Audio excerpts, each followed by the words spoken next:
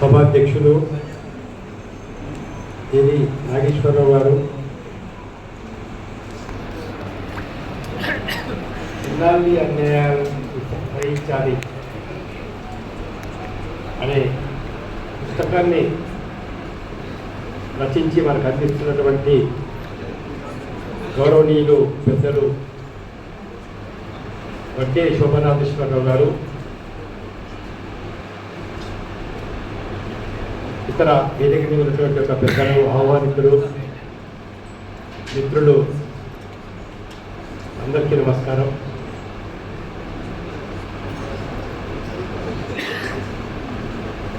విజయవాడ ఉమ్మడి ఆంధ్రప్రదేశ్ ఉన్నప్పుడు కూడా మన రాష్ట్రానికి ఒక రాజకీయ రాజధానిగా మేము భావించేవాళ్ళం. ఎందుకంటే భారతదేశ చరిత్రలోనే స్వతంత్ర ఉద్యమం కావచ్చు, సాంఘిక దురాచారాలకు వ్యతిరేకంగా జరిగినటువంటి పోరాటాలు కావచ్చు, తమ సమాజం కోసం జరిగినటువంటి పోరాటాలు కావచ్చు, ఒక నూతన సమాజం రావాలని కోరుకునే వాళ్ళు కావచ్చు, అభ్యుదయ భావాలు గల వారికి విజయవాడ పుట్టినది. ఎంతోమంది మేధావులు దేశ స్వాతంత్రం కోసం ఆలోచించేవారు, సమాజంలో ఒక మంచి మార్పు రావాలని కోరుకునేటువంటి వారు అనేక మంది మేధావులు ఈ ప్రాంతం నుంచి వచ్చారు. ఉమ్మడి తెలుగు రాష్ట్రాలకు దినపత్రికలకు కూడా ఒక రకంగా విజయవాడనే పుట్టినిల్లు. ఒక ఘనమైన చరిత్ర అయినటువంటి విజయవాడలో ఈ కార్యక్రమంలో పాల్గొనడం నిజంగా గర్వంగా భావిస్తున్నాను. పుస్తకాన్ని ఆవిష్కరించడం, ఒక గొప్ప పుస్తకాన్ని ఆవిష్కరించడం నేను అదృష్టంగా భావిస్తున్నాను.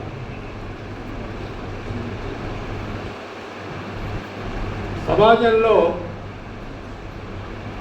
నానాటికి దిగజారిపోతున్నటువంటి విలువల్లో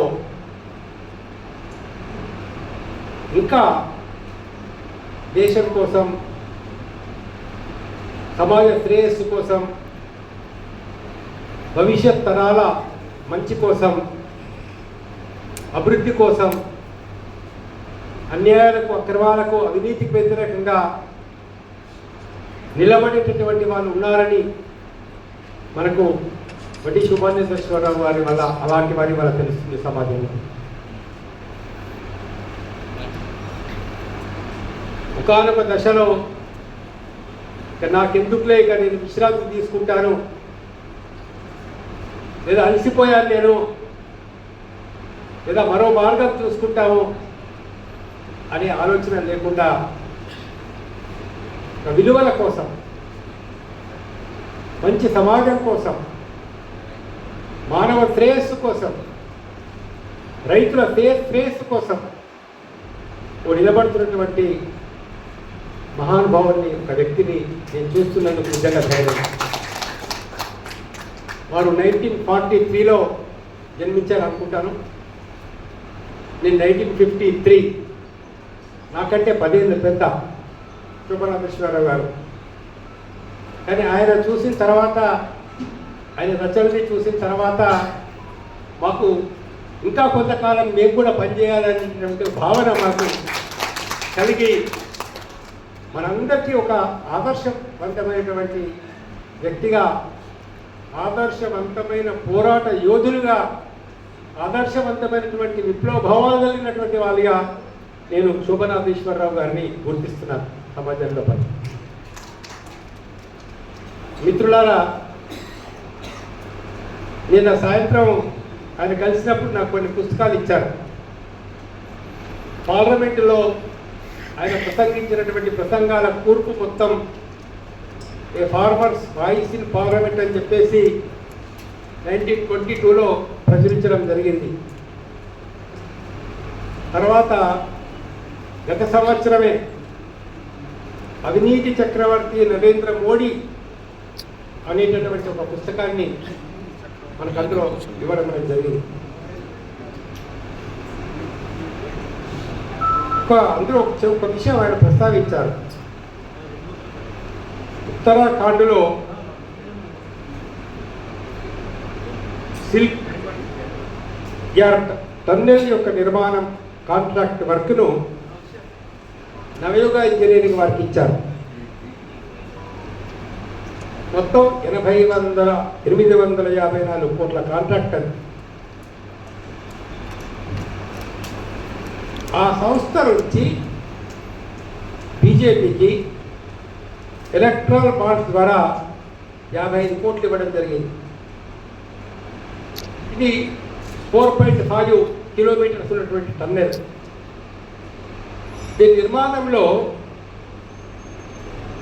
2023లో ఒక ప్రమాదం జరిగి 41 మంది కార్మికులు ఆ టన్నెల్లో చిక్కుకొని పోయి దాదాపు 17 డేస్ ఆ టన్నెల్లోనే ఉండిపోవాల్సిన పరిస్థితి.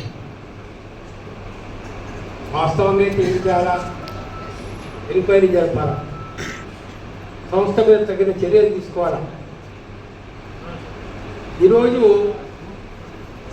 అవినీతి యొక్క ప్రభావం ఎంత ఉంది అని అంటే 55 కోట్లు ఎలక్ట్రాల్ బాండ్స్గా ఇవ్వడం వల్ల ఆ సంస్థ మీద ఎలాంటి చర్యలు లేకుండా పోయింది. ఇలాంటి విషయాలన్నీ కూడా ఈ పుస్తకాల్లో ఆయన ప్రస్తావించడం జరిగింది. మళ్ళీ వాతావరణ మార్పులు, ప్రకృతి వైపరీత్యాలు, రైతులకు నష్టాలు తగ్గించేదిలా అనే మరో పుస్తకం రాశారు. ఇక్కడ మీ అందరికీ ప్రస్తావించవలసిన విషయం ఏంటంటే ఈరోజు ప్రపంచంలో అత్యంత కాలుష్యం కలిగినటువంటి నగరాలు 20 ఉంటే అందులో 13 భారతదేశంలో ఉన్నాయి. 13లో ఢిల్లీ నంబర్ 1గా నిలుస్తుంది.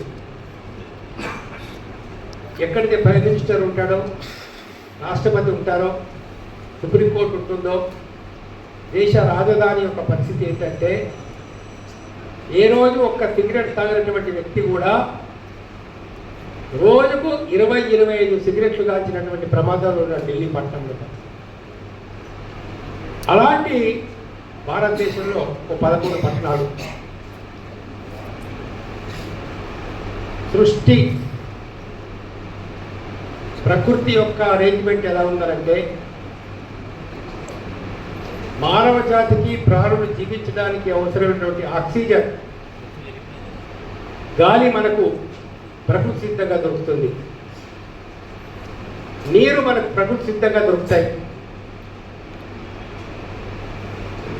అసలు దేశం గురించి ఆలోచించే వాళ్ళు ఎవరైనా కానీ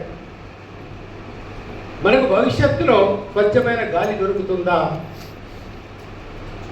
మన పిల్లలు ఆరోగ్యంగా ఉండగలరా, ఎలాంటి రుగ్మతలు లేకుండా, అట్లీస్ట్ చెస్ట్ వ్యాధులు లేకుండా వాళ్ళు జీవించగలరా, భవిష్యత్తులో సరైనటువంటి ఒక గర్భిణీ స్త్రీల ప్రసవం జరుగుతుందా అంటే అత్యంత ప్రమాదకరమైనటువంటి పరిస్థితుల్లోకి మనం నెట్టివేయబడుతున్నాం. అత్యంత ప్రమాదకరమైన పరిస్థితిలో వాళ్ళ వాతావరణ కాలుష్యం వల్ల ఒక సర్వే ప్రకారంగా ఈ పట్టణాలలో ఉండేటటువంటి వాళ్ళ యొక్క జీవన పరిణామాల్లో జీవిత కాలం 6.7 తగ్గిపోయింది. కొన్ని పట్టణాలలో 5.2 సంవత్సరాలకు తగ్గిపోయింది. సుమారు 15 నుంచి 20 లక్షల మంది వాతావరణ కాలుష్యం వల్ల కలిగే రోగాల వల్ల చనిపోతున్నారు ప్రతి సంవత్సరం. 15 నుంచి 20 లక్షల మంది. 2019 సంవత్సరంలో ఒక సర్వే ప్రకారంగా 16.7 లక్షల మంది గాలిలో కాలుష్యం వల్ల చనిపోతా ఉన్నారు. ఇలా ఏంటంటే ఎదిగిపోతుంది సమాజం. మరి ఈ వాతావరణాన్ని మనం రక్షించుకోవాలంటే ఏం చేయాలి? గాలి కాలుష్యం కాకుండా ఉండాలంటే మనం ఏం చేయాలి?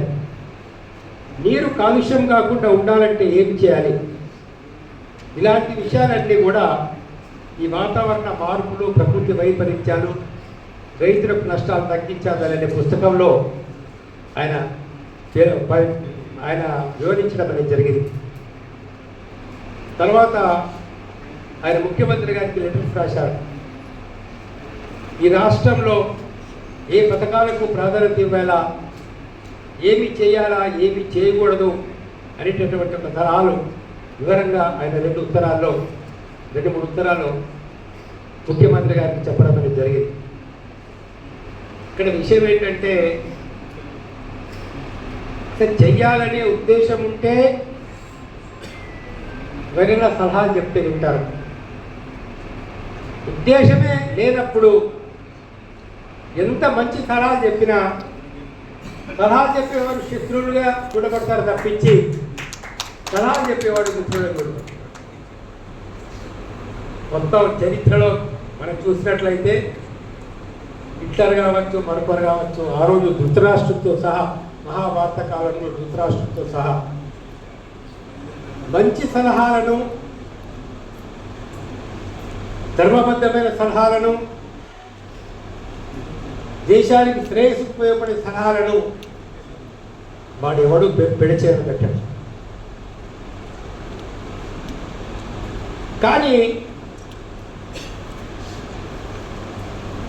మీరు పదవిలోకి వచ్చే మొదలు ఏమని ప్రమాణం చేశారు?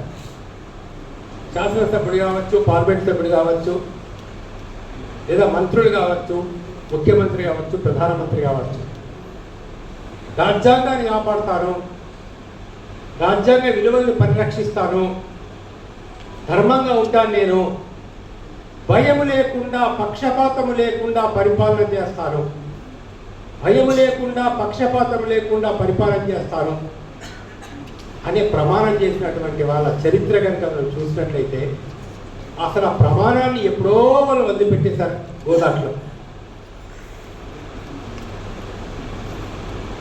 వాడెంత సంపాదించాడు, నేను ఎంత సంపాదించాలా, వాడు ఎన్ని వేల కోట్లు తిన్నాడు, నేను ఎన్ని వేల కోట్లు తినాలా, వాడు 1,00,000 కోట్లు తిన్నాడు, నేను 1,00,000-1,50,000 కోట్లు తినాలా అనే ఒక దుర్మార్గమైనటువంటి ఒక ఆలోచనతోటే ఇవాళ పరిపాలన కొనసాగుతుంది. కాబట్టి ఏ పాలసీ ఫార్ములేట్ చేసినా, ఏ అగ్రిమెంట్ ఫార్ములేట్ చేసినా, ఇక ఏ నిర్బంధ చర్యలకు పూనుకున్నా అవన్నీ కూడా వాళ్ళ లక్ష్యాలు నెరవేర్చుకోవడం కోసమే. ఈరోజు చూడండి, అదానీ కంపెనీకి 1,600 ఎకరాల భూమిని ఎకరానికి 99 పైసలు, ₹1 అనుకోండి, ఎకరానికి ₹1 చొప్పున 1,600 ఎకరాల భూముల్ని కొన్ని వేల చెట్లు ఈరోజు బస్తర్లో కగార్ పేరుతోటి అక్కడ ఉండే మావోయిస్టులందరినీ కూడా అడవుల్ని ఖాళీ చేయించేటటువంటి ఒక పెద్ద ప్రయత్నం జరుగుతోంది. వాళ్ళు మేము చర్చిస్తాము, మాట్లాడతామని చెప్తే కూడా చర్చలకు పిలవకుండా వాళ్ళని కాల్ చేయడం జరుగుతుంది. ఎందుక చర్చలకు పిలవడం లేదు? ఏం జరుగుతుంది? చర్చలకు పిలిస్తే ఈ అటవీని రక్షించాలని మనం చెప్పవచ్చు, ఆదివాసీ హక్కుల్ని కాపాడాలని చెప్పేసి మనం చెప్పవచ్చు. లక్షల చెట్లను తీసేస్తే ఇవాళ వాతావరణంలో ఎలాంటి మార్పులు వస్తాయని చెప్పేసి వాళ్ళు చెప్పవచ్చు. ముఖాముఖి కూర్చొని చర్చించి వాళ్ళు ఎవరైతే బయటలకు వీళ్ళ దగ్గర ఆన్సర్ లేదు, జవాబు చెప్పుకోలేరు. సమాజంలో ఉండేటటువంటి మంచివారు ఏదైతే సజెషన్స్ చేస్తున్నారో దాన్ని వినడానికి కూడా సిద్ధంగా లేనటువంటి పరిస్థితి. అందుకని ఏంటంటే వాదించే శక్తి లేదు కాబట్టి, మాట్లాడే శక్తి లేదు కాబట్టి, తమ ఆర్గ్యుమెంట్లో ఎలాంటి కొత్త లేదు కాబట్టి, బలం లేదు కాబట్టి ఎదుటి వారిని నోరు మూయించాలని చెప్పేస్తే కేసులు పెట్టడము, ఉపాలాంటి కేసులు పెట్టడము, జైల్లో వేయడము, లేదు కాకూడదంటే కాల్చి చంపడము మనం చూస్తూ ఉన్నాం పరిస్థితి. జీవించే హక్కు ఏమైపోయింది? రాజ్యాంగం లేదు, జీవించే హక్కు లేదు, దేశ శ్రేయస్సు లేదు, సమాజ శ్రేయస్సు లేదు. నేడు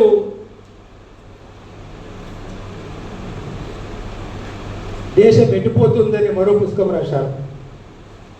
అమరావతి గురించి ఒక పుస్తకం రాశారు. నేల విడిచి సాము చేయడం తగునా అని చెప్పేసి ఒక పుస్తకాన్ని ప్రచురించారు. హిందీలో మోడీ అవినీతిని వివరిస్తూ మోడీ రాజా అనే పుస్తకాన్ని ఆయన హిందీలో ప్రచురించడం జరిగింది.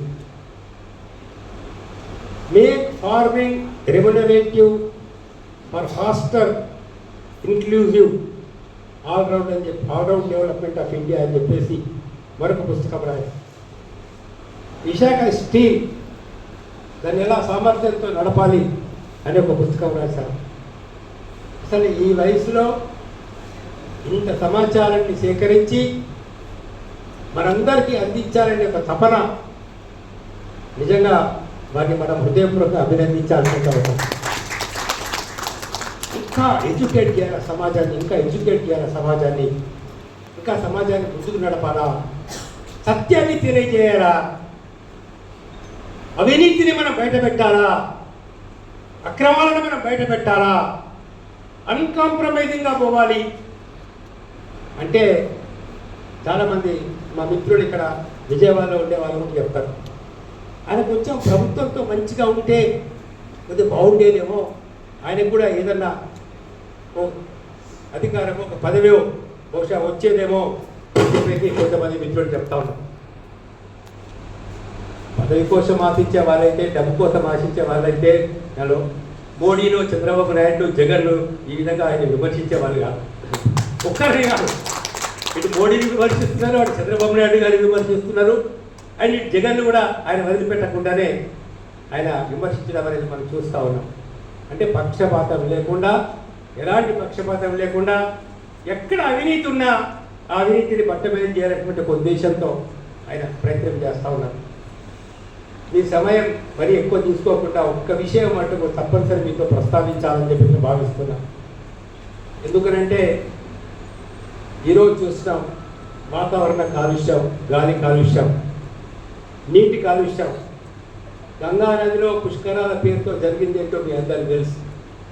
మొత్తం అక్కడ ఉండేటువంటి డ్రైనేజీ కానీ, అక్కడ ఉండేటువంటి వెండి కూడా మళ్ళీ అక్కడే నీళ్ళలో కలపడం వల్ల, ఈవెన్ సెప్టిక్ ట్యాంక్స్లలో ఉండేటువంటి మాలిన్యం అంతా కూడా గంగా నదిలో కలపడం వల్ల ఎలాంటి ప్రమాదకర పరిస్థితులు ఏర్పడ్డాయో అంటే ఎవరు మనం చెప్తలేం. సెంట్రల్ గవర్నమెంట్ యొక్క పొల్యూషన్ కంట్రోల్ బోర్డు కమిటీలో ముఖ్యమైనటువంటి కమిటీ వాళ్ళే ఈ నీళ్లు దేనికి పనికిరావు, విషతులు ఏమైపోయినాయి అని చెప్పేసి వాళ్ళు చెప్పడం అనేది చూస్తూ ఉన్నాం. సో గాలి పోయింది, నీళ్లు పోయినాయి. ఇక ఏంటంటే వ్యవసాయ రంగం, భారతదేశానికి ఎంత ఇండస్ట్రియల్ డెవలప్మెంట్ జరిగినా మనిషి తినాలంటే తిండి కావాలా, తిండి కావాలంటే వ్యవసాయం ఉండాలా. వ్యవసాయం లేకపోతే రేపు పరిస్థితి ఎట్లా ఏర్పడుతుంది అంటే, ఈరోజు మనకు దాదాపు ఒక 400 లక్షల మంది రైతులు ఆత్మహత్యలు చేసుకున్నారు. గత 3-4 సంవత్సరాల కాలంలో 2014 తర్వాత చూసుకుంటే 2 లక్షల మందికి పైగా రైతులు ఆత్మహత్యలు చేసుకున్నారు. యావరేజ్గా ప్రతిరోజు ఒక 30 మంది రైతులు ఆత్మహత్యలు చేసుకుంటున్నారని మరి పుస్తకంలో ఆయన తెలియజేశారు. దాదాపు 1700 మంది ప్రతిరోజు వ్యవసాయం వదిలి వెళ్ళిపోతున్నారు. మేము వ్యవసాయం చేయలేమనే పరిస్థితిలో ఉన్నారు. ఏంటి కారణం? మరి ఏమైపోతుంది దేశం యొక్క భవిష్యత్తు, ప్రజల భవిష్యత్తు అని అంటే కమిషన్ ఎన్నో వేశారు. డాక్టర్ స్వామినాథన్ కమిషన్ చాలా వివరంగా ప్రస్తావించారు ఆ విషయం కూడా. అంటే వ్యవసాయ ఖర్చులకు అదనంగా 50% కలిపి కనీస మద్దతు ధర మినిమం సపోర్టింగ్ ప్రైస్ నిర్ణయించారు. ఇది కమిషన్ ఇచ్చినటువంటి సిఫార్సు. 2014 ఎన్నికల్లో గౌరవనీయులు నరేంద్ర మోడీ గారి యొక్క ప్రసంగాల్ని కనుక చూసినట్లయితే, బీజేపీ యొక్క ఎన్నికల మేనిఫెస్టో చూసినట్లయితే, మేము స్వామినాథన్ కమిషన్ యొక్క సిఫార్సులను అమలు చేస్తాము, రైతులకు గిట్టుబాటు ధర ఇస్తాము అని స్పష్టంగా వాగ్దానం చేయడం జరిగింది. కానీ ఈ రోజు వరకు రైతులకు గిట్టుబాటు ధర ఆ ప్రిన్సిపల్ ప్రకారంగా ఇవ్వడం లేదు. సుప్రీంకోర్టులో డిస్ట్రిక్ట్గా ఒక అఫిడవిట్ ఇచ్చారు, మేము డాక్టర్ స్వామినాథన్ కమిషన్ రిపోర్ట్ అమలు చేయలేము అని చెప్పేసి చాలా స్పష్టంగా చెప్పడం జరిగింది. తర్వాత ఘోరమైన విషయం ఏంటంటే, ఒక ఎగ్జాంపుల్ చెప్పారు, మినిమం సపోర్టింగ్ ప్రైస్ 10,000 పైగా నిర్ణయించాలి, 10,700 అట్లా నిర్ణయించాలి. కానీ 7,600 వరకే పరిమితం చేశారు. ఇంకొక ఘోరమైన విషయం ఏంటంటే, అమెరికా నుంచి పత్తి దిగుబడిని గల ఇంపోర్ట్ చేసుకోవడానికి 11% ఇంపోర్ట్ ట్యాక్స్ గతంలో విధించేవారు. మోడీ ప్రభుత్వం 11% ఇంపోర్ట్ ట్యాక్స్ తీసేసింది. అంటే విదేశాల నుంచి పత్తి మొత్తం మన మార్కెట్లోకి వస్తుంది. అక్కడ వాళ్ళకి ఇచ్చే సబ్సిడీ ఎంత ఉంది? కొన్ని వేల కోట్ల రూపాయల సబ్సిడీ ఇస్తున్నారు అక్కడ రైతులు. వ్యవసాయాన్ని కాపాడడానికి వాళ్ళ బడ్జెట్లో 20%, 30%, 40% కూడా కేటాయిస్తున్న దేశాలు ఉన్నాయి. వ్యవసాయ ఖర్చుల్లో సబ్సిడీగా ఇచ్చేటటువంటిది 30%, 40% ఇచ్చే దేశాలు కూడా ఉన్నాయి. వాళ్ళు భారతదేశానికి 3,000 క్వింటాల్కో 4,000 క్వింటాల్కో కూడా పత్తి సప్లై చేసే పొజిషన్లో ఉన్నారు. నెక్స్ట్ ఇయర్ నుంచి, వచ్చే సంవత్సరం నుంచి భారతదేశంలో రైతులు తీవ్రమైనటువంటి ఆర్థిక సంక్షోభానికి గురయ్యే ప్రమాదం ఉన్నది. ఎందుకంటే విదేశాల నుంచి పత్తే కాదు, ఇంకా కొన్ని ఆహార ధాన్యాలు కూడా దిగుమతి చేసుకోవడానికి కేంద్ర ప్రభుత్వం అంగీకరించింది. ఎవరి ప్రయోజనాలు అంటే అమెరికన్ వ్యాపారస్తులు, సామ్రాజ్యవాద శక్తులు, మల్టీనేషనల్ కంపెనీలు, లేదా ట్రంప్ ఎట్లా చెప్తే అట్లా ఆ ఒత్తిడికి లొంగిపోయిను ఇంపోర్ట్ పాలసీ విధానాలను కనుక చేసినట్లయితే మన దేశంలో రైతుల పరిస్థితి ఏంటి? ఇప్పటికీ భారతదేశంలో చాలా ప్రాంతాల్లో, ముఖ్యంగా మా జిల్లా కావచ్చు, హైదరాబాద్, తెలంగాణ ప్రాంతంలో కావచ్చు, అనేక ప్రాంతాల్లో ఒక 45% భూమికి అసలు నీటి వసతి లేదు భారతదేశంలో. ప్రాజెక్టులన్నీ ఎట్లా నత్తనడకలు నడుస్తున్నాయి అందరికీ తెలుసు. లేదా ప్రాజెక్ట్ నిర్మాణాల్లో కూడా ఎంత అవినీతి జరుగుతుందో మీకు తెలుసు. మా తెలంగాణలో కాళేశ్వరం ప్రాజెక్టు కట్టారు. మెగా ఇంజనీరింగ్ కృష్ణారెడ్డి గారు దానికి మెయిన్ కాంట్రాక్టర్, ప్రధాన కాంట్రాక్టర్. 3-4 పిల్లలు కూలిపోయాయి అక్కడ. ప్రాజెక్టు మొత్తం పనికి రాకుండా పోయే పరిస్థితి. ఏం జరుగుతుందో ఎంక్వైరీ, మెగా కృష్ణారెడ్డి అరెస్ట్ చేశారా లేదా ఏం జరిగింది? ఒక ప్రధాన కాంట్రాక్ట్ ఇంజనీర్ మురళీధర్రావు గారు మీద ఏసీబీ గారు దాడి చేసి 600 కోట్లు బయటపడ్డాయి. ఇంకొక ఇంజనీర్ దగ్గర 400 కోట్లు. ఇంకొక ఇంజనీర్ హరిలాల్ ఏదో పేరుంది, ఆయన ఇంట్లో 200 కోట్లు ఏసీబీ దాడుల్లో దొరికినటువంటి ఒక ఆస్తి ఒక విలువ. 600 కోట్లు ఒక ఇంజనీర్ సంపాదించాడనంటే మన రాజకీయ నాయకులకు ఎంత వినియోగించవచ్చు, అప్పుడు ఉన్నటువంటి మంత్రులకు, ముఖ్యమంత్రికి అందరూ ఎంత షేర్ ఉండినవచ్చు. మరి ఎందుకని మెగా కృష్ణారెడ్డి మీద యాక్షన్ తీసుకోవడం లేదు అని ఆలోచిస్తే దాదాపు 640 కోట్ల రూపాయలు ఆ ఫిగర్ ఉంది. అంత డబ్బు మెగా కృష్ణారెడ్డి ఎలక్ట్రాల్ బాండ్ పేరు మీద బీజేపీకి కడితే, ఎలక్ట్రాల్ బాండ్స్ పేరు మీద లిక్కర్ స్కామ్లో ఉన్న వాళ్ళు ఇచ్చారు, మిగతా వాళ్ళు ఇచ్చారు. మన దేశ కోసమని, దేశభక్తి అని మాట్లాడేవాళ్ళు, ఈ దేశాన్ని కాపాడుతామని మాట్లాడేవాళ్ళు, దేశ శ్రేయస్సు కోసం ఉన్నామని చెప్పేవాళ్ళు, హిందూ ధర్మం కోసమే పాల్గొంటున్నామని చేసే పనులు ఏంటి అంటే, మహారాష్ట్రలో శరద్ పవార్ 72,000 కోట్ల ఫ్రాడ్ ఈడీ కేసు అయింది, సిబిఐ కేసు అయింది. మహారాష్ట్రలో శివసేన ప్రభుత్వాన్ని పడగొట్టి ఆయన మరొక ప్రభుత్వాన్ని తీసుకొచ్చి డిప్యూటీ సీఎంగా అయి మోడీ చెప్పినట్లు అమిత్ షా చెప్పినట్లు నడుచుకుంటే ఒక బీజేపీకి అనుకూలమైన ప్రభుత్వాన్ని బీజేపీ ప్రభుత్వాన్ని అక్కడ ఏర్పాటు చేసే మహారాష్ట్రలో 72,000 కోట్ల ఫ్రాడ్ కేసు పోయింది. క్లీన్ చిట్ ఒక రకంగా ఆయనకి ఇవ్వడమండి. అసలు ఎన్ని క్లీన్ చిట్లు జరుగుతోంది భారతదేశంలో. ఈడీని తమ వశం చేసుకున్నారు, సిబిఐని తమ వశం చేసుకున్నారు. మరొక మాట కూడా మీకు ప్రస్తావించాలా సమయం లేకున్నా కూడా, ఎన్నికల కమిషన్ దేశంలో ప్రజాస్వామ్యం బతకాలనంటే ఎన్నికలు స్వేచ్ఛగా జరగాలి. కనీసం మనం ఎవరికి ఓటేస్తున్నామో వాళ్ళు ఎన్నిక కావాలా. అది ఒక ప్రమాదంలో పడింది. ఎందుకు ప్రమాదంలో పడింది? మొన్న ఒక రాష్ట్రంలో ఎన్నికల ఓటర్ లిస్టును పరిశీలిస్తే ఒక విదేశీ మోడల్ పేరు 21 సార్లు ఓటర్ లిస్టులో ఉంది, ఫోటోతో సహా. విదేశీ మోడల్ పేరు ఎన్నికల ఓటర్ లిస్టులో 21 సార్లు ఎలా వచ్చింది? ఆమె పేరుని ఎవరు చేర్చారు? ఎలా చేర్చారు? దాన్ని ఎన్నికల కమిషన్ ఎలా ఆమోదించింది? ఇలాంటి 1,00,000 ప్రశ్నలు ఉత్పన్నమవుతుంది. సాయంత్రం 5:30 తర్వాత సీసీటీవీ ఫుటేజీలు మేము ఇవ్వాల్సిన అవసరం లేదంటారు. వీవీప్యాట్లు మేము ప్రిజర్వ్ చేయాల్సిన అవసరం లేదంటారు. ఎందుకు జరుగుతుంది ఇట్లా? ఎన్నికల ఫలితాలను ప్రభావితం చేసే విధంగా ఇవాళ ఎలక్షన్ కమిషన్ పూర్తిగా బీజేపీ యొక్క పాలకులకు అప్పుడు పోయిన పరిస్థితి. ఇంకా సిగ్గు చేయటం విషయం అంటే, చీఫ్ ఎలక్షన్ కమిషనర్ మొన్న అమిత్ షా గారి కాళ్ళు పట్టుకుంటున్నారు. ఫోటో కూడా వచ్చింది, మొత్తం సోషల్ మీడియాలో వైరల్ కూడా అయింది. ఎన్నికల ప్రధాన కమిషనర్ వెళ్ళి హోంమంత్రి గారి కాళ్ళు పట్టుకోవడం ఏంటి? అసలు మాకు అర్థం కాలేదు. ఏంటనంటే ఎలక్షన్ కమిషనర్ల యొక్క నియామకంలో ఆ నియామకం యొక్క ప్రక్రియ విధానాన్ని బీజేపీ ప్రభుత్వం మార్చేసింది. గతంలో ప్రధానమంత్రి, opposition party leader and chief justice of India ముగ్గురు కలిసి ఎన్నికల కమిషన్ నియమించేవాడు. ఈయన ఎలాంటి వాడు? గత చరిత్ర ఏంటి? ఈయన క్యారెక్టర్ ఎలా ఉంటుంది? రెప్యుటేషన్ ఎట్లా ఉంది? ఇండిపెండెంట్గా ఉండగలడా? స్వేచ్ఛగా పనిచేయగలడా? స్వేచ్ఛగా ఎన్నికలు నిర్వహించగలడా?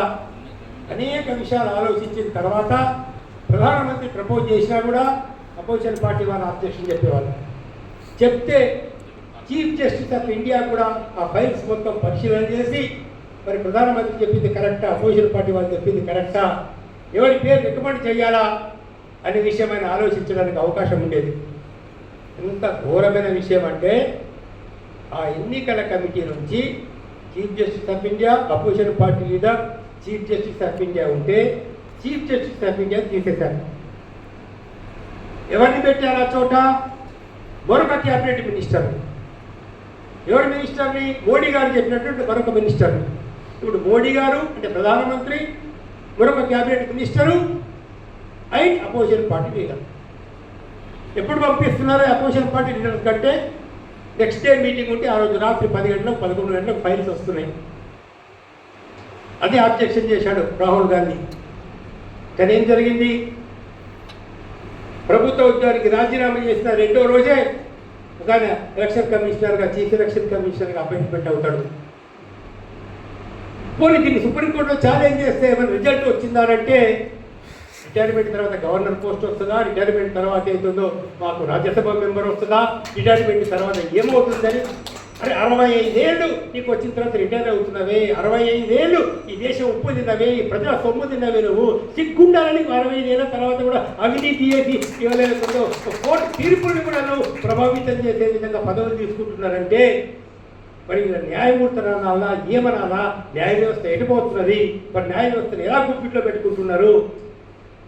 ఎలక్షన్ ఇవాళ 63 లక్షల ఓటర్లను బీహార్లో తీసేసినట్టు ఉంటుంది పరిస్థితి. 63 లక్షల ఓట్లను ఎన్ని కలిపారు, ఎన్ని తీసేశారు, ఎవరిని తీసే? అరే లిస్ట్ ఇవ్వండియా బాబు అంటే మాకు ఇవ్వాల్సిన అవసరం లేదు. చివరికి సుప్రీంకోర్టు కొంత ధైర్యం చేసి కొంతమంది జడ్జీలు లేదు లేదు మీరు లిస్ట్ ఇవ్వాల్సిందే అని చెప్పేసి ఖచ్చితంగా చెప్తే అప్పుడు ఆ లిస్ట్ బయట పెట్టడం జరిగింది. కాబట్టి ఒక అత్యంత ప్రమాదకరమైన పరిస్థితుల్లో ఈ దేశం ఉంది. ప్రజలందరినీ కూడా, ముఖ్యంగా యువతరాన్ని కూడా ఓ కులాల పేరుతో, మతాల పేరుతో, ఓ హిందూ ధర్మం పేరుతో, లేదా ఒక మైనారిటీలకు వ్యతిరేకంగా ఓ తీవ్రమైన ప్రచారం చేసి ఒక మత మౌఢ్యాన్ని కల్పించి ఇవాళ వాళ్ళందరినీ భ్రమలోపల ఉంచి సమాజం కోసం ఆలోచించడానికి సామాజిక దృక్పథం లేకుండా చేస్తున్నారు, రాజకీయ దృక్పథం లేకుండా చేస్తున్నారు, రాజకీయ చైతన్యం లేకుండా చేస్తున్నారు. కాబట్టి అభ్యుదయవాదులందరి మీద ఒక కర్తవ్యం ఉంది. ఎవరైనా అభ్యుదయవాదులు కావచ్చు. ఈ అభ్యుదయవాదులందరూ కూడా సమాజం గురించి ఆలోచించేవారు, దేశం గురించి ఆలోచించేవారు దీన్ని ప్రశ్నించాల్సిన అవసరం, తప్పనిసరి ప్రశ్నించాల్సిన అవసరం ఉంది. మన దేశాన్ని కాపాడుకుంటామా? ఏమవుతుంది ఇవాళ? ఆ రోజు ఇన్ని త్యాగాలు చేసే స్వతంత్రం వచ్చింది. మహాత్మా గాంధీ గారు ఏం చేశారు, సుభాష్ చంద్రబోస్ గారు ఏం చేశారు, భగత్ సింగ్ లాంటి వాళ్ళు, అల్లూరి సీతారామరాజు లాంటి వాళ్ళు ఓ సమాజం కోసం దేశం ప్రాణాలు ఇచ్చారే. ఆ రోజు ఆస్తులు అమ్ముకున్నారే, జైళ్ళల్లో ఉన్నారే. ఎంతమంది త్యాగాల వల్ల మన దేశం స్వతంత్రం వచ్చింది. ఇవాళ ఏమైపోతుంది స్వతంత్రం? కనీసం మనం ఓట్లేసిన వాళ్ళకి నెగ్గే పరిస్థితి లేకపోతే డెమోక్రసీ ఏమైపోతుంది? వ్యతిరేకంగా మాట్లాడే వాళ్ళని ఉపా కేసులు పెట్టడం, మరో కేసులు పెట్టడం, లేదా కాల్చి పారేయడం అనేటువంటి ఒక పరిస్థితి జరుగుతూ ఉంటే మరి సమాజం పెట్టబోతున్నది. కాబట్టి మిత్రులారా, ఒక గురుతరమైనటువంటి బాధ్యత మనందరి మీద ఉంది. ముఖ్యంగా మనం కొంత యువతను కూడా గైడ్ చేయాల్సిన అవసరం ఉంది. ఇంతమంది మనం సభ లోపల ఉన్నప్పటికీ కూడా యువత చాలా తక్కువ సంఖ్యలో కనబడుతున్నారు. కాబట్టి యువతను మనం రాజకీయంగా చైతన్యవంతులు చేయకుండా, న్యాయం కోసం నిలబడేటటువంటి వారుగా చేయకుండా ఏమీ లాభం లేదు. కానీ ఒక్కటి మట్టుకు వాస్తవం అన్నట్టు, ఎవరు చేసుకున్న గోతిలో వాళ్ళే పడతారు అన్నట్టు ఒక సామెత ప్రకారంగా ఒక చిన్న కథ చెప్పేసి నేను ముగించేస్తాను. ఒక దేశంలో ఒక రాజు ఉండేవాడట. ఎంత పరమ మూర్ఖుడంటే నేను చెప్పిందే న్యాయం, నేను చెప్పిందే చట్టం అనే విధంగా ఆయన పరిపాలన చేస్తూ ఉంటే ఒక దగ్గర ప్రభుత్వం నుంచి, గవర్నమెంట్ నుంచి ఏదో కన్స్ట్రక్షన్ చేస్తూ ఉంటే గోడ కూలిపోయింది. గోడ కూలిపోతే వెంటనే ఆ కాంట్రాక్టర్ని పిలిపించేసి, ఏమైనా గోడ కూలిపోయింది కాబట్టి రాజు చెప్తున్నాడు వీడికి ఉరిశిక్ష వేయాలి. సో అని చెప్తున్నా, నాది తప్పు కాదండి, మేస్త్రి కదా కట్టాడు కాబట్టి మేస్త్రిని బాధ. సో మేస్త్రిని పిలిచాను, ఏంది ఆ గోడ కూలిపోయింది, మీకు శిక్ష వేయాలా? అయ్యా నాది తప్పు కాదు, ఏదైతే నాకు అక్కడ మట్టి అందించాలో ఆ మట్టి లోపల నీళ్ళు ఎక్కువ కలిపారు, అందుకని చెప్పేసి ఇంకా జరిగింది.